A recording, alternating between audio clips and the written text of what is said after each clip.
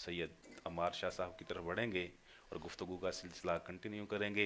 حضور میرے آقا صلی اللہ علیہ وآلہ وسلم کو اللہ نے رہنما بنا کے بھیجا، زندگی کے ہر شعبے کے متعلق ہر موڑ پہ کریم آقا صلی اللہ علیہ وآلہ وسلم نے ہماری رہنمائی فرمائی، اور اسی میں ہمارے لیے بہتری بھی ہے کہ ہم کریم آقا صلی اللہ علیہ وآلہ وسلم کو فالو کریں، اسی میں ہماری دنیا و آخرت کی کامیابی ہے۔ میرے آقا بطور ایک لیڈر، ایک حکمران کیسے تھے؟ آج موجودہ دور کے بھی حکمران ہیں، میرے آقا کی زندگی سے انہیں کیا درس ملتا ہے، کیا پیغام ملتا ہے؟ جس طرح ان کے قول و فعل کے اندر تضاد ہے، اس کے بارے میں میرے آقا صلی اللہ علیہ وآلہ وسلم کیا رہنمائی فرماتے ہیں؟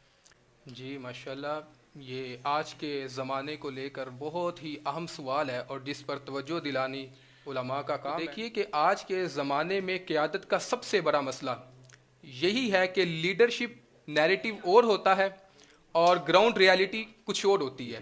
میری مراد باتیں بہت بڑی بڑی پہاڑوں کو اٹھانے کی، لیکن عمل اس کے اوپر 0% ہوتا ہے، جبکہ رسول خدا صلی اللہ تعالی علیہ وآلہ وسلم کی زندگی لیڈرشپ ماڈل فراہم کرتی ہے۔ سیدہ نے جس کے متعلق کہا کانا خلقہ القرآن، اور قرآن نے آپ کے بارے میں فرمایا لقد کان لکم فی رسول اللہ اسوۃ حسنہ، یعنی پہلا سبق جو حضور کی زندگی سے بطور لیڈر ہمیں ملتا ہے کہ کریڈیبلٹی لیڈرشپ کی بنیاد ہوتی ہے، صداقت لیڈرشپ کا پہلا قدم ہوتا ہے۔ فرمایا کہ رسول اللہ نے کبھی ایسا حکم نہیں دیا جس پر خود عمل نہیں کیا۔ رسول اللہ نے جب یہ فرمایا نا کہ رات کو شب بسری کیا کرو، رات کو عبادت کیا کرو، پھر حضور نے خود اتنی عبادت کر کے بتائی کہ رب کو قرآن نازل کرنا پڑا۔ فرمایا یا ایھا المدثر قم اللیل الا قلیلا، اے چادر کو اوڑھنے والے اتنی عبادت نہ کیا کر، رات کا کچھ پہر نکال کر آرام بھی کیا کر۔ یعنی رسول اللہ نے ایسا عمل کر کے دکھایا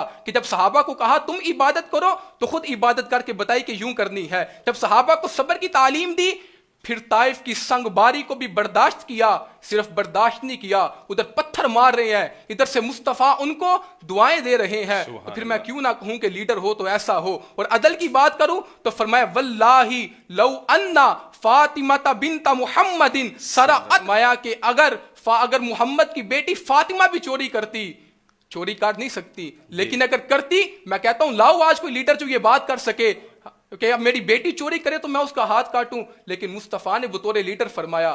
پھر دوسرا سبق جو رسول اللہ نے کی زندگی سے ہمیں لیڈر کے طور پر ملتا ہے، فرمایا لیڈرشپ کا جو اصل چہرہ ہے اور جو اصل جوہر ہے، فرمایا وہ سروس ہے۔ جب مسجد نبوی کی تعمیر ہو رہی ہے تو رسول خدا صلی اللہ تعالی علیہ وآلہ وسلم صحابہ کے ساتھ خود اینٹیں اٹھا رہے ہیں، حتیٰ کہ عمار بن یاسر آتے ہیں، دیکھتے ہیں کہ مصطفیٰ نے سب سے بھاری پتھر اٹھایا ہوا ہے، عرض کرتے ہیں یا رسول اللہ میرے والدین آپ پر قربان، مجھے حکم کیجئے کہ یہ پتھر میں اٹھاؤں۔ تو میرے آقا علیہ السلام نے ارشاد فرمایا عمار اگر تو اتنی طاقت رکھتا ہے، اتنی سکت رکھتا ہے کہ یہ پتھر اٹھا سکے تو جا اس طرح کا کوئی اور پتھر اٹھا دے۔ محمد مصطفیٰ آج آپ کے ساتھ کام کریں گے۔ جب خندق کا میدان آیا، مصطفیٰ خود خندق کے اندر اترے اور خود صحابہ کے ساتھ کندھے کے ساتھ کندھا ملا کر، بلکہ صحابہ فرماتے ہیں ہم ایک چلو باہر پھینکتے تو مصطفیٰ 2 چلو بھر کر مٹی باہر پھینکا کرتے تھے۔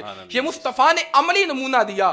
پھر تیسرا کرائسس مینجمنٹ اور مورل کریج، یہ قیادت کا اصل جوہر ہوتا ہے، اور رسول اللہ کی زندگی میں یہ اتنا آسان طریقے سے ہمیں ملتا ہے۔ حنین کے موقع کے اندر خود میدان کے اندر اترے تو پھر فرمایا انا نبی لا کذب انا ابن عبد المطلب، فرمایا کہ میں محمد مصطفیٰ ہوں، میں جھوٹا نہیں ہوں، میں عبد المطلب کا بیٹا ہوں۔ یہ مصطفیٰ کا فرمان ہے۔ پھر چوتھا سبق ویژنی لیڈرشپ ہوتا ہے، یعنی اس کے نظریات ہمیشہ کے لیے باقی رہ جاتے ہیں۔ میرے مصطفیٰ کا نظام ہمیشہ کے لیے غالب آئے گا۔